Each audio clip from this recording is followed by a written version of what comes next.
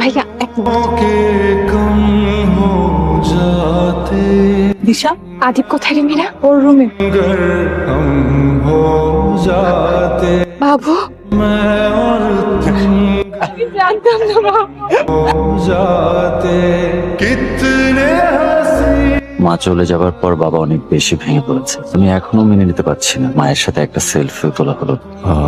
Sorry, এমন একটা সময় পরের বছর একটা গ্র্যান্ড সেলিব্রেশন করবো। এটা কোনো সমস্যা না, it's okay Babu. Happy anniversary. Happy anniversary. তারপর কি অবস্থা? Adib kiss me. কেন করব? আগে কিস করো তারপর আমি বলছি।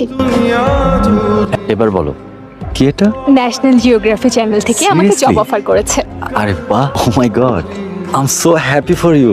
জব লোকেশন আফ্রিকাতে। খুশিতে পাগল হয়ে যাচ্ছি। একটা ড্রিম জব, ড্রিম ফরেস্ট, যেটার জন্য আমি অনেকদিন ধরে অপেক্ষা করছি, তুমি তো জানোই।